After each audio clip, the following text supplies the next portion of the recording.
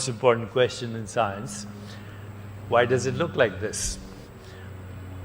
Why does it look like you, me, this stage, all these colors, all these forms, all these sounds, all these textures? And that's called the hard problem of consciousness. That's the second open question in science. What's the biological basis of consciousness?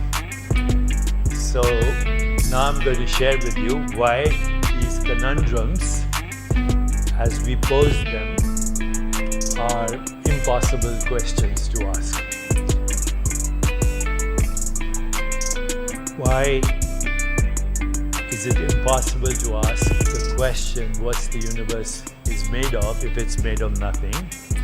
And why do we ask this question, what is the biological basis of consciousness, when our very biology is an experience in consciousness?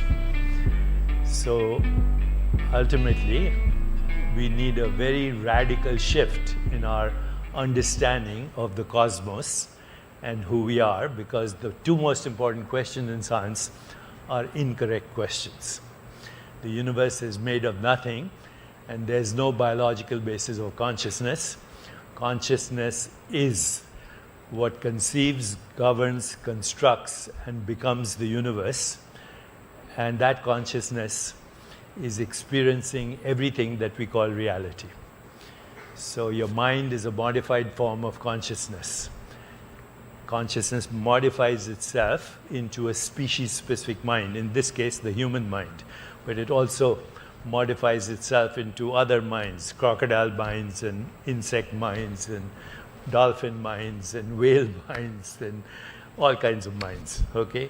So consciousness is modifying itself for us as the human mind, and it also modifies itself as human perceptual activity, which is then conceived as the human mind. So it is consciousness which is conceiving, constructing, governing, and becoming the universe, which is you and me. What is consciousness? So I've just said it's not the mind, it's not our body, it's not our perceptual activity. So what is it? And where is it?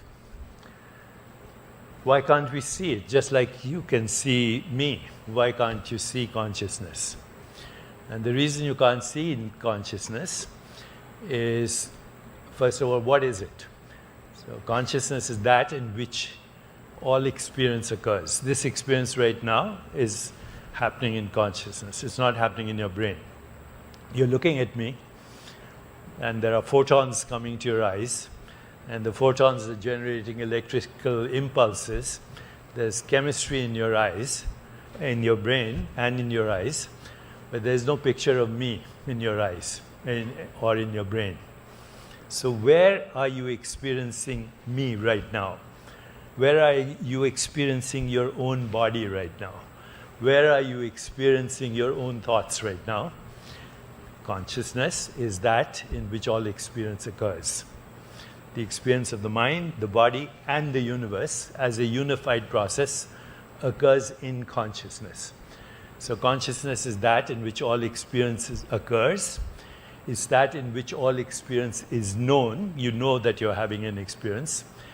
And it is that which modifies itself into all experience as perceptual activity, species-specific, as cognitive activity, and as the knowing of that cognitive activity.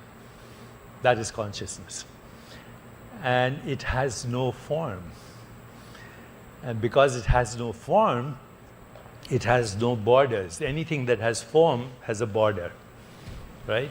My hand has a border, this watch has a border, the screen has a border, but consciousness, being formless, has no border. Therefore, it is infinite. And not only is it formless, infinite, borderless, it is inconceivable. It is imperceivable. It is that which gives rise to conception and perception, but it itself is inconceivable, spaceless, timeless, fundamental, irreducible, and the ground of all experience, which we call mind, body, and universe. And our closest access to it is formless space, this space that we're in. This space that we're in, including this space, which is connected to intergalactic space. It is also the space between your thoughts. It is also the space between every perception. It is the space between every intention. And it is the space that is organizing itself into what we call space-time, energy, matter, information, knowledge, and ultimately the secrets of the universe.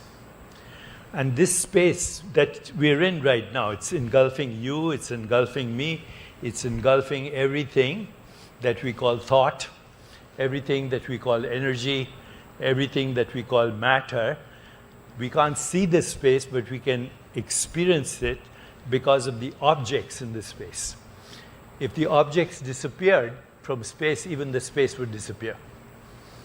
And so what would remain? What would remain is what wisdom traditions call pure consciousness.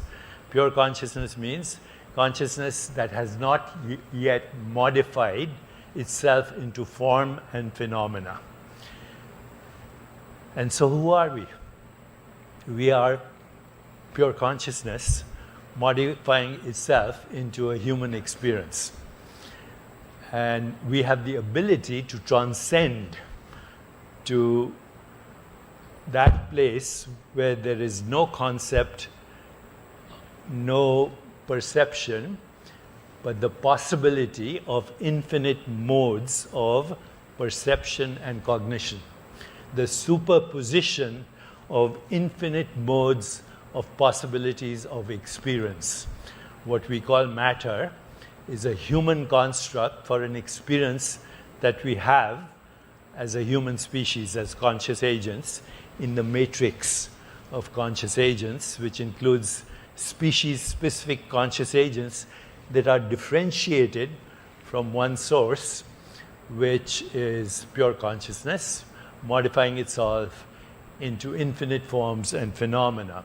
It is self-regulating, self-organizing, self-evolving, non-local, and entangled across the matrix into the experience of every species.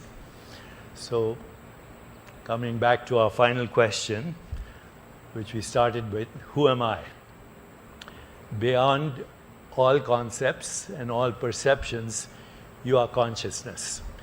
You are the divine consciousness modifying itself into infinite modes of knowing and experience. And this can only be understood, not intellectually, although I've tried my best to give you a framework, but by transcending all concepts and all perceptions into the field of pure awareness. So before I close, I have 3 minutes and 17 seconds according to human constructs of space and time. I'd just like you to close your eyes for a moment and take a moment to put your awareness in your heart and just ask a very fundamental question: who am I? Go a little deeper. Ask yourself, am I the changing body, or am I the awareness in which the body is a changing experience? Don't try to answer the question, see what comes up. Am I the changing body, or am I the awareness in which the changing body is an experience?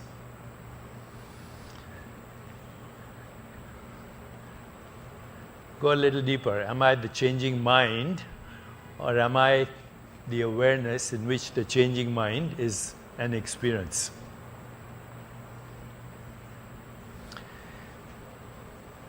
Am I my ego personality, or am I the awareness in which the ego personality recycles and evolves as a changing experience.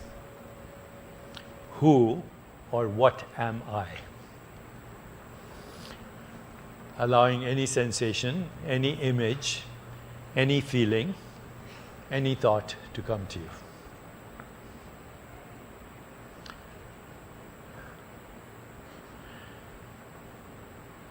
And now for a moment, just have the intention to experience your body without form.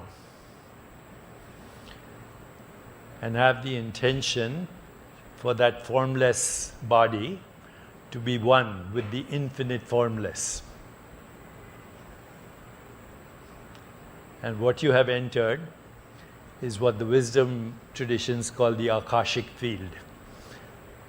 The field that modifies itself into infinite modes of knowing, experience, energy, information, matter, and the self-reflection of that.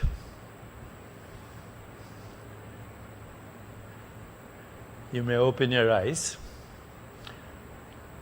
and what I'm sharing with you now is the secret to our existence, which is have a relationship with your formless self, the infinite, formless, irreducible self that is connected to the infinite, formless being that we call the divine. Who are we? We are the universe having a human experience. Thank you.